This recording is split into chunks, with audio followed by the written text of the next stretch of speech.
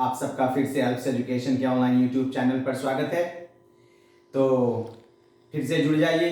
तमाम हम अपने शिक्षक साथी शिक्षक भाइयों बहनों से कहेंगे कि आप फिर से कॉपी कलम खोल करके एकदम दिल थाम करके कुछ वक्त के लिए गणित के साथ हो जाइए।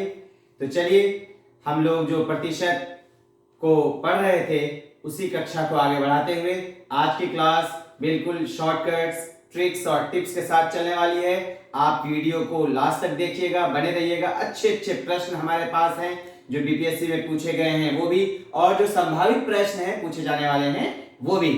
तो अगर आप चैनल पे बिल्कुल नए हैं तो सबसे पहले चैनल को सब्सक्राइब कर लीजिए, लाइक कर दीजिए इसको और शेयर कर दीजिए। बेल आइकन दबाना मत भूलिएगा ताकि नए नए वीडियोस की नोटिफिकेशन आपको आते रहें। आप बेल आइकन दबा दीजिए, डिसेबल को एबल कर दीजिए, ऑल पर क्लिक कर दीजिए ताकि सारे नोटिफिकेशंस आपको मिलते रहें। तो चलिए आज हम स्टार्ट करते हैं फिर से। जैसा कि इससे पहले की कक्षा में भी, इसके पहले की क्लास में भी हम आपको बताए थे कि किस ढंग से प्रतिशत को निकाला जाता है, प्रतिशत को भिन्न में कैसे बदला जाता है, भिन्न को प्रतिशत में कैसे बदला जाता है। इस तरह के प्रश्नों को हम लोग देख रहे थे। शॉर्टकट्स भी बताए थे कि यदि ए का आय बी से x प्रतिशत अधिक है तो b की आय a से कितना प्रतिशत कम है, उस पर हम शॉर्टकट्स भी लिए थे, फॉर्मूला बताए थे। आप पिछली कक्षा के वीडियो को उठा के चेक कर लीजिए, देख लीजिए, सारी बातें क्लियर हो जाएंगी। तो आज वहां से आगे हम चलते हैं। देखिए फिर एक नया प्रश्न, बड़ा अच्छा प्रश्न है।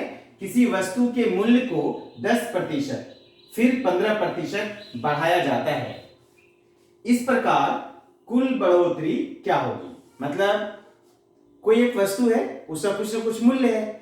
अगर मूल्य को एक बार 10% बढ़ा दिया और फिर 15% और बढ़ा दिया, 2 बार बढ़ोतरी हो गई, तो इसको शॉर्टकट से कैसे देखेंगे। इसके लिए फॉर्मूला यह है, क्योंकि दाम बढ़ रहा है, किसी वस्तु का मूल्य बढ़ रहा है, तो बढ़ने के लिए मान लेते हैं कि यदि x% और y% बढ़ता है तो इसके लिए शॉर्टकट ये है, क्योंकि दोनों चीज बढ़ रहा है तो बढ़ने के लिए प्लस चिन्ह का उपयोग करते हैं और घटने के लिए माइनस चिन्ह का उपयोग करते हैं गणित के अंदर, याद रखिएगा। क्योंकि बढ़ोतरी है तो हम लिखेंगे यहां पे प्लस x, फिर y% बढ़ रहा है प्लस y, दोनों को गुणा करिए और आगे लिखिए। जब ये दोनों गुणा होगा तो दोनों का चिन्ह भी गुणा होगा, तो प्लस और प्लस आगे फिर प्लस होगा, x गुना y, xy बटे 100। ये प्रतिशत वृद्धि बराबर लिख सकते हैं, प्रतिशत वृद्धि बराबर, ये फॉर्मूला है। शुरू में प्लस नहीं लिखा जाता है, हम बस समझाने के लिए लिखे हैं। आप चाहें तो इसे हम हटा सकते हैं। चलिए, ये एक फॉर्मूला है बस। अब इसी फॉर्मूले पर, इसी शॉर्टकट पर ये दोनों x की जगह 10 डाल दीजिए और y की जगह 15 डाल दीजिए, हल कर दीजिए, जो आएगा वही आंसर होगा। ठीक है, चलिए कितना अच्छा शॉर्टकट है, देखिएगा।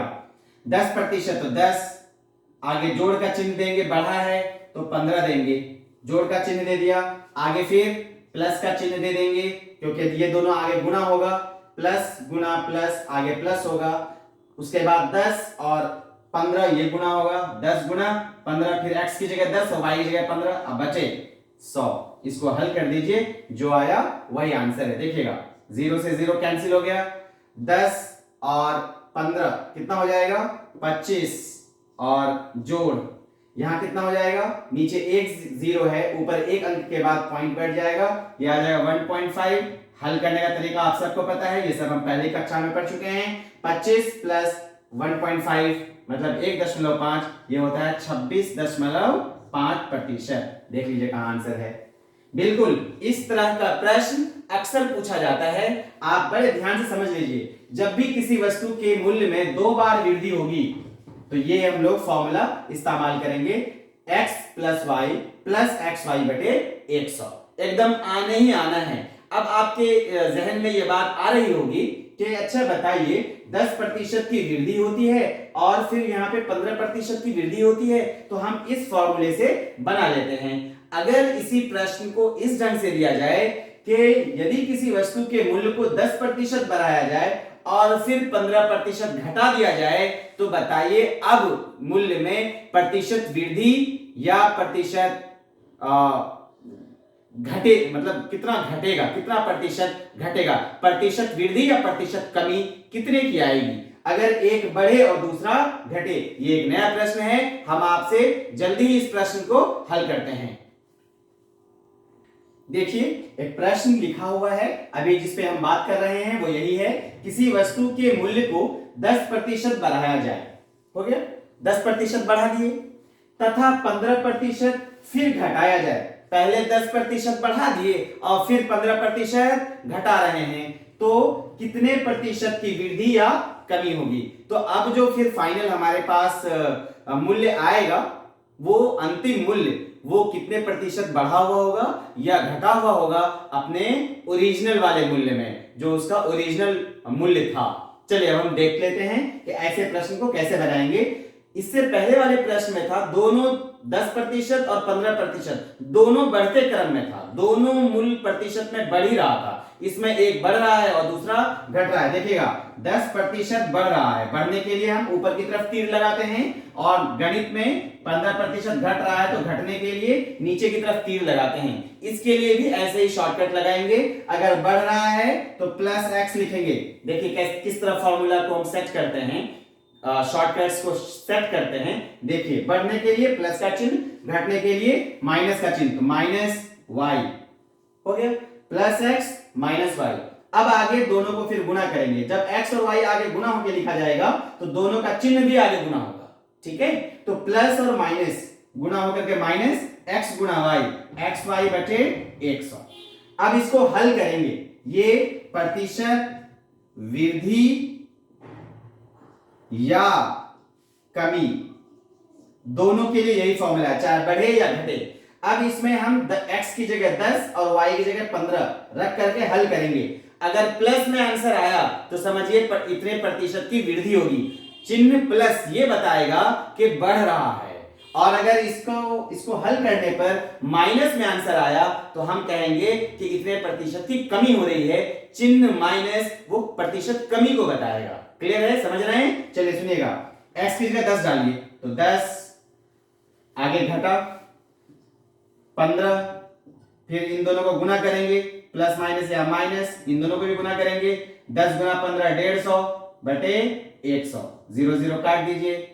इसको नीचे 1 0 बचा, एक अंक के बाद यहाँ पे पॉइंट दे दीजिए। और पहले इसको भी हल कर सकते हैं। 10 में से 15 माइनस करेंगे, -5 आएगा, ये सबको पता है, और -1.5 आ जाएगा क्योंकि नीचे 1 0 है, एक अंक के बाद पॉइंट बैठेगा। इसको हल करिए, -5 -1.5 -6.5%। तो 6.5 तो है, ये माइनस बता रहा है कि घटेगा। क्या होगा? घटेगा, मतलब प्रतिशत कमी आ गई। प्रतिशत क्या है? कमी। तो ये माइनस, तो 6.5% कम होगा, वृद्धि नहीं, 6.5% की कमी। अगर यही चीज माइनस नहीं बल्कि प्लस में होता तो 6.5% की वृद्धि होती, लेकिन क्योंकि माइनस है तो कमी होगी। तो आप समझ गए होंगे इस तरह के जब भी कोई प्रश्न आए कि बढ़ना घटना या दोनों घटना या दोनों बढ़ना, तो चिन्ह के हिसाब से हम सेट कर लेंगे।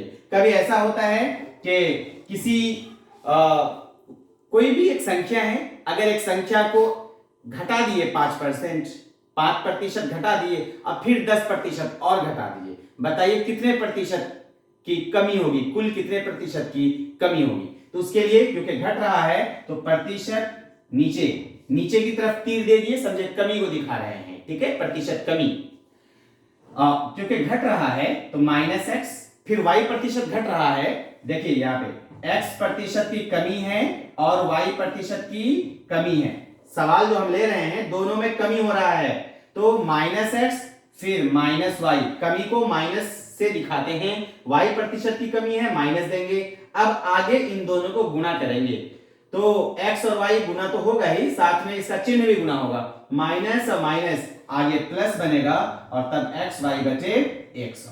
इसको हल कर लीजिए, इतने प्रतिशत की कमी होगी। तो ये ट्रिक समझ में आ गया, बड़ा अच्छा ट्रिक है। आउट है क्वेश्चन बीपीएससी सक्षमता परीक्षा के लिए भी और बीपीएससी के परीक्षा के लिए भी। हमारे तमाम शिक्षक अभ्यर्थी, तमाम शिक्षक साथी जो बिल्कुल तैयारी कर रहे हैं, वो इस तरह के गणित को अच्छे से समझ लें। हमारे बहुत सारे शिक्षक साथी की अक्सर शिकायत होती है कि सर गणित बहुत भारी लगता है, नहीं बनता है। देखिए इस तरह का गणित बेहद आसान है। आप देख ही रहे हैं कितना आसान है, बस थोड़ा हिम्मत कर लीजिए, बनने ही बनना है। और ऐसा प्रश्न आउट है क्योंकि इस तरह का प्रश्न अभी तक 2 बीपीएससी में से किसी में भी नहीं आया है। ये प्रश्न आउट है, सक्षमता के लिए भी, बीपीएससी के लिए भी। चाहे इसका डेटा कुछ भी हो सकता है, यहां पे कुछ भी हो सकता है, लेकिन प्रश्न ये आएगा। चलिए अब हम लोग दूसरे प्रश्न की तरफ चलते हैं, देखते हैं क्या कहता है। चलिए हम लोग दूसरे प्रश्न की तरफ चलते हैं। पेट्रोल के मूल्य में यदि 20% की वृद्धि कर दी जाए, पेट्रोल के मूल्य में, पेट्रोल के प्राइस में 20% की वृद्धि कर दी जाए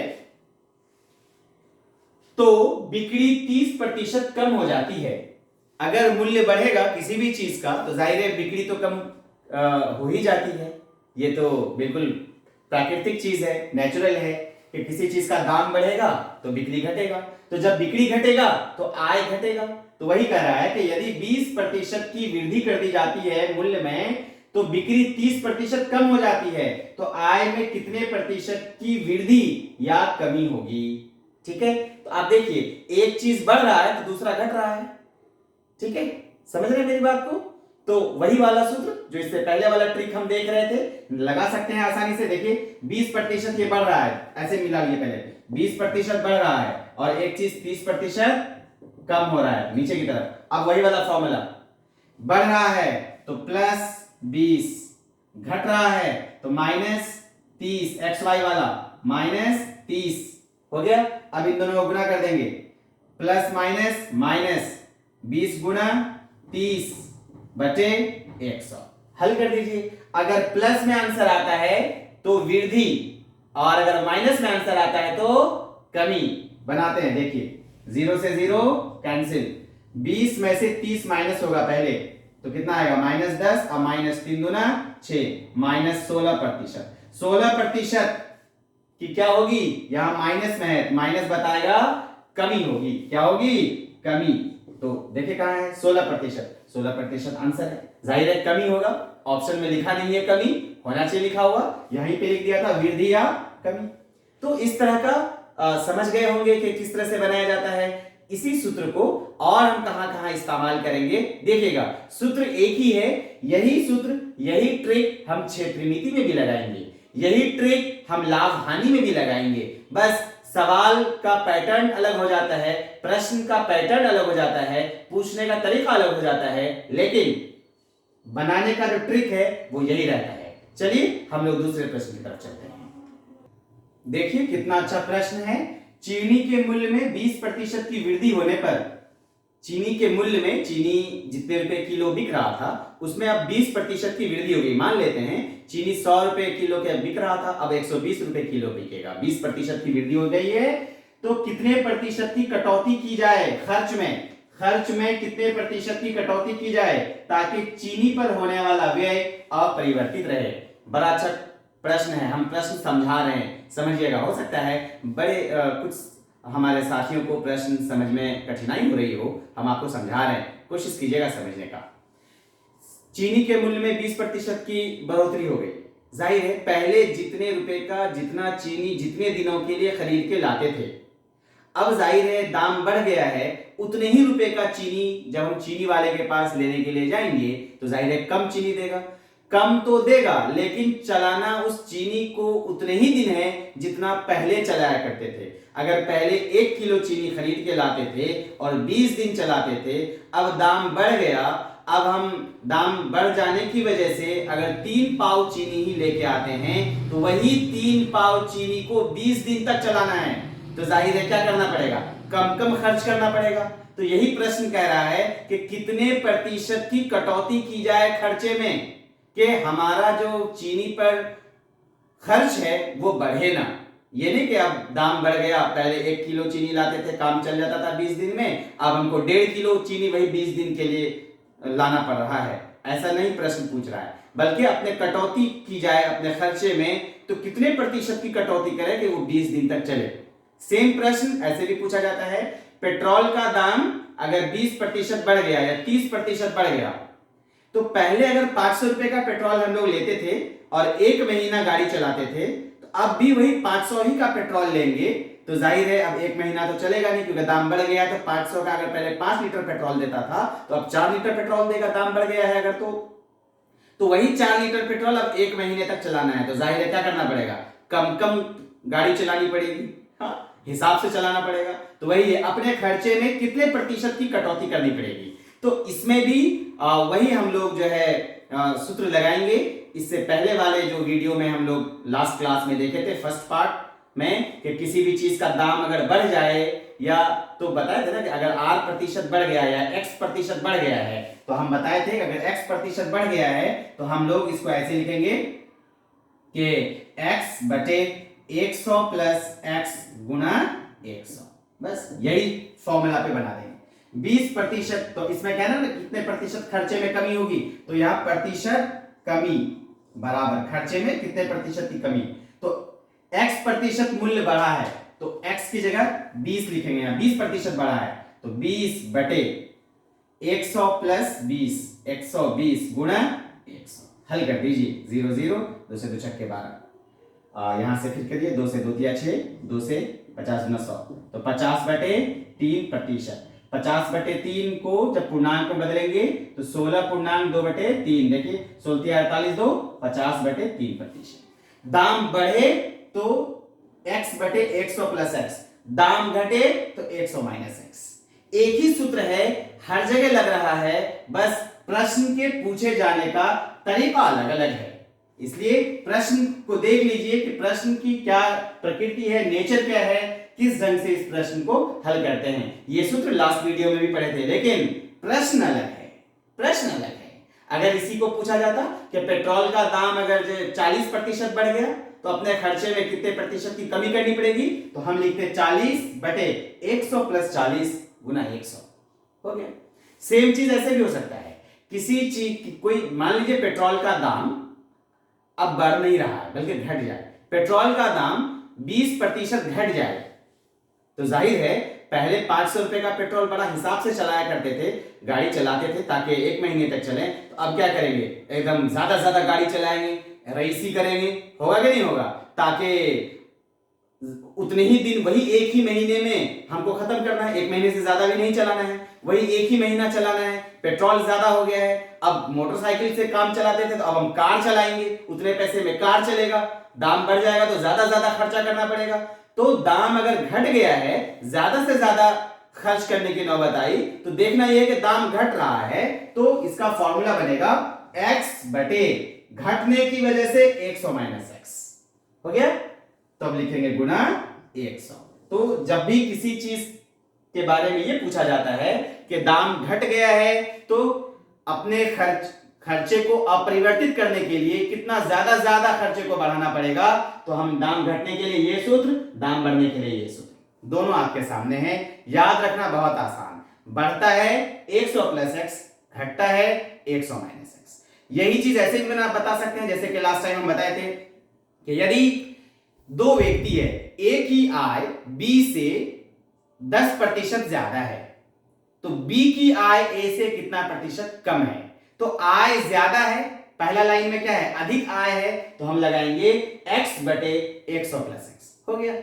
फिर अगर इसी प्रश्न को पलट के पूछा जाए, ए का आय बी से x% कम है, तो बी का आय ए से कितना प्रतिशत अधिक है। तो पहला लाइन देखेंगे कि कितने प्रतिशत आय कम है, x%, तो x बटे 100 माइनस एक्स।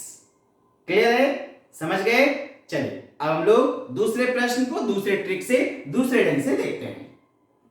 देखिए कितना अच्छा प्रश्न है अपने पास। यदि किसी संख्या को 10% बढ़ाया जाए, देखिए 10% बढ़ रहा है, फिर 10% घट रहा है।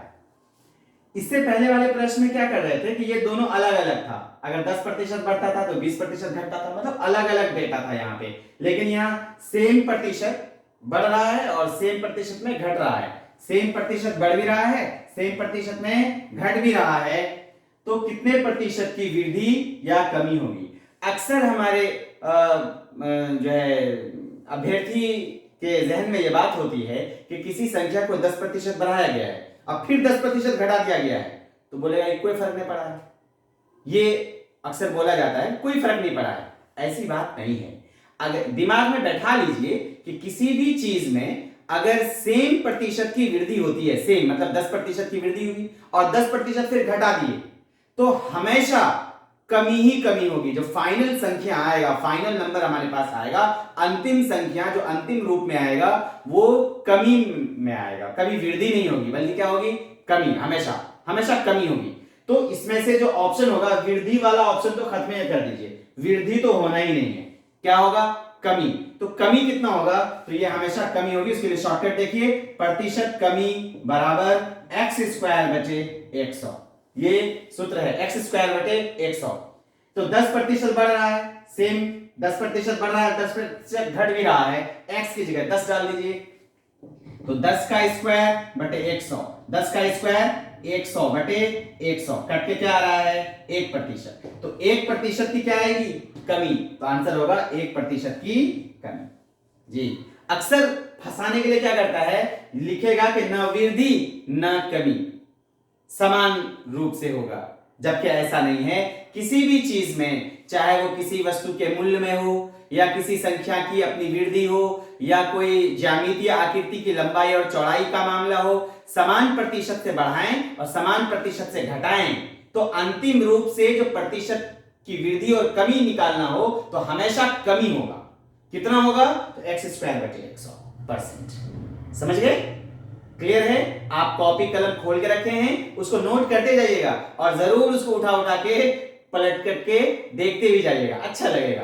बस थोड़ा सा वक्त दे दीजिए, हम जान रहे हैं हमारे शिक्षक साथियों को बिल्कुल समय की कमी है, वो दिन भर विद्यालय में रहते हैं या आजकल परीक्षा चल रहा है मैट्रिक और इंटर का, वो परीक्षा में मशगूल हैं, ज्यादा बिजी हैं, लेकिन घर आते हैं, थोड़ा सा वक्त अपने राजकर्मी होने पर भी दीजिए, क्योंकि आप बहुत जल्द राजकर्मी होने जा रहे हैं और समझिए कि वो बादल छटने वाले हैं हमारे ऊपर, जो इतने दिनों से चला आ रहा था, 20 साल 22 साल 10 साल 15 साल 4 साल 5 साल से, अब वो चीज खत्म होने जा रहा है। अब हम एक अच्छे अंक के साथ राजकर्मी और जहां मन चाह रहे हैं, जहां हम चाह रहे हैं वहां हम नौकरी करेंगे, वहां सेवा देंगे। इसके लिए थोड़ा सा तो समय निकालना पड़ेगा, बस थोड़ा सा निकाल लीजिए, काम हो जाएगा। इसका स्क्रीनशॉट ले लीजिए, कॉपी में नोट कर लीजिए, प्रश्न को नोट कर लीजिए, बार बार उठा के देखिएगा, इसी तरह का प्रश्न फिर आपके सामने आने वाला है। चलिए हम लोग दूसरे प्रश्न की तरफ चलते हैं। देखिए हम लोग इस प्रश्न को देखते हैं, 24 का 25% जोड़ x का 20% बराबर 16, तो x का मान क्या होगा। इसको हम कैसे बनाएंगे, देखिए 24 का मतलब गुना होता है 25%, 25 बटे 100 बताए हैं कि प्रतिशत हटाएंगे 100 से भाग लगेगा, बटे में 100 आएगा, जोड़ x गुना 20%, 20 बटे 100 बराबर 16। बस इसको हल करना है, हल करके आंसर आएगा। देखिए 25 चौके 100 और इधर से 20 पंचे 100, यहाँ 4 से 4 छक्के 24, तो ऊपर 6 आया, जोड़ ये तो 20 पंचे 100, यहाँ आ गया x बटे 5 बराबर 16। अब ये 6 इधर प्लस में होता जाएगा तो माइनस में, बताए हैं चिन्ह बदल जाता है, रैखिक समीकरण। बिल्कुल अगर आप भूल गए हैं तो पीछे का पलट के देख लीजिए, पीछे के वीडियोस पे चले जाइए। रैखिक समीकरण में x बटे 5, 6 जाके घट करके 10 हो जाएगा, 16 में से 6 घटेगा 10 और क्रॉस क्रॉस गुणा होगा, तो x बराबर 10 बचे 50 आंसर होगा। कितना आएगा x का मान, 50%, ये है 50, मौजूद है 50। तो इस तरीके से हम लोग कई तरह के प्रश्नों को देख सकते हैं। चलिए अब हम लोग दूसरे प्रश्न की तरफ चलते हैं। चलिए अब हम लोग एक और छोटा सा कॉन्सेप्ट देखते हैं, बड़ा अच्छा कॉन्सेप्ट है, बड़ा मजा आएगा, सुनिएगा। अक्सर प्रश्न क्या पूछा जाता है, यदि कोई संख्या 10 है, ठीक है, अब ये बढ़ करके 15 हो गया, 10 बढ़ के कितना हो गया 15, आपसे पूछा जाएगा कितने प्रतिशत की वृद्धि होगी, बताइए। यदि संख्या 10 से 15 हो जाए तो कितने प्रतिशत की वृद्धि होगी, मतलब प्रतिशत अंतर, कितने प्रतिशत का अंतर, या फिर 10 से लेकर के मान लिए 7 हो गया तो कमी हुआ, संख्या 10 था अब वो 7 पे चला गया, कम हुआ, कितने प्रतिशत की कमी हो गई, मतलब कितने प्रतिशत का अंतर होगा। तो हम इसका एक फॉर्मूला बताते हैं, प्रतिशत अंतर बराबर, प्रतिशत अंतर बराबर अंतिम संख्या घटा पहले वाली संख्या बटे पहले वाली संख्या गुणा 100, बस यही फॉर्मूला है, ठीक है, बहुत आसान। अंतिम माइनस पहले बचे पहले गुना 100। अब देखिए 10 से 15, अंतिम क्या है 15, तो अंतिम यहां 15 लिखिए, माइनस पहले वाली संख्या क्या है 10, तो 10 लिखिए, बचे पहले वाली संख्या क्या है 10, तो 10 गुना 100। 0 से 0 काट दीजिए, 15 में से 10 माइनस कीजिए, 5 आएगा। अब 5 गुना 10 कितना आया 50%। तो 50% की वृद्धि होगी। ये बड़ा अच्छा सूत्र है, इस सूत्र को तमाम साथी नोट कर लीजिए अपनी कॉपी में, बेहद इंपॉर्टेंट फॉर्मूला है ये सूत्र, इस सूत्र को हम लोग बहुत जल्द लाभ हानि में भी, बहुत जल्द आयतन में भी, क्षेत्रमिति में भी इसको इस्तेमाल करेंगे, पढ़ेंगे, इसलिए ये करना जरूरी है। अक्सर होता क्या है कि ये कहा जाएगा इसी का प्रश्न बता रहे हैं, इस पे आधारित प्रश्न कैसा आएगा। एक तो ये है ही कि 10 से 15 हो गया, संख्या में वृद्धि हो गई। दूसरा प्रश्न इस पे ऐसा पूछा जाता है कि यदि किसी व्यक्ति के आय पहले 5,000 रुपए मानसिक था, अब वो 50,000 रुपए मानसिक हो गया, तो बताइए कितने प्रतिशत की वृद्धि हो गई। 5,000 से 50,000 हो गया, कितने प्रतिशत की वृद्धि हो गई।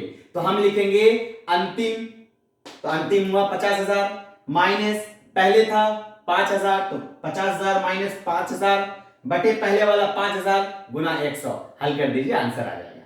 है कि नहीं मजेदार, कितना अच्छा है। चलिए और देखते हैं इस पे आधारित और प्रश्न को हम लोग चेक कर लेते हैं कि किस तरह का प्रश्न अक्सर इसमें पूछा जाता है। तो अक्सर यही मानसिक आय, मूल्य में वृद्धि वगैरह, किसी भी चीज के पूछा जाए कि कितने प्रतिशत का अंतर है, कितने प्रतिशत की वृद्धि हुई, तो ये इस तरह से हम लोग निकाल सकते हैं, बना सकते हैं। बड़ा अच्छा था, याद आ गया तो आपके सामने रख दिया, इसको नोट कर लीजिए, बड़ा अच्छा चीज है। तो इस ढंग से हम लोग प्रतिशत में प्रयोग होने वाले जितने तरह के प्रश्न थे, जो भी फॉर्मूला था, वो हमने आपको करा दिया 2 क्लास के अंदर। अब हम चाहते हैं कि आप इसको खूब अच्छे से रिवाइज करिए, रिपीट करिए, बार बार देखिए, और कुछ प्रतिशत के प्रश्न जो रह गए हैं इसको हम लोग लाभ हानि में ले लेंगे, क्योंकि इसमें बहुत सारा प्रश्न लाभ हानि का भी हो जाता है प्रतिशत में भी, इसलिए हम लोग लाभ हानि शुरू कर देंगे और लाभ हानि में ही प्रतिशत वाला भी जो नया नया कॉन्सेप्ट आएगा वो वहां पे करते चले जाएंगे। तो कल की क्लास जो अब हमारी स्टार्ट होगी वो लाभ हानि की स्टार्ट होगी। हम तमाम शिक्षक साथी और अभ्यर्थियों से जो बीपीएससी के लिए जा रहे हैं, इन सब से हम ये कहेंगे कि बिल्कुल क्लास लेना न भूलिएगा, लाभ हानि में हमारे साथ बने रहिए। बहुत जल्द हम आपके तमाम सिलेबस को फिनिश करने जा रहे हैं, खत्म करने जा रहे हैं। कल हम लाभ हानि भी 2 क्लास चलेगी, बड़ा अच्छा होगा। कल लाभ हानि का जो बेसिक कॉन्सेप्ट है, फॉर्मूला, सूत्र वगैरह देखेंगे और फिर उस पे आधारित प्रश्न देखेंगे, फिर देखेंगे 2 क्लास के अंदर लाभ हानि भी निपट जाएगा। लाभ हानि थोड़ा लंबा है, हो सकता है कि क्लास बढ़ भी जाए, लेकिन हम चाहेंगे कि जितना कम हो, जितनी आसानी से हो और सिलेक्टेड क्वेश्चन आ जाएं। लाभ हानि में 2-3 चीज बहुत ज्यादा हैं, क्या है वो कल डिस्कस करेंगे। बहुत अच्छा लगेगा, हमारे साथ बने रहिएगा। बहुत अच्छा। आप अगर वीडियोस को अब तक लाइक नहीं किए हैं तो लाइक कर दीजिए, शेयर कर दीजिए, सब्सक्राइब कर दीजिए। चलिए तब तक के लिए हम आपसे जुदा होते हैं, विदा लेते हैं। खुदा हाफिज।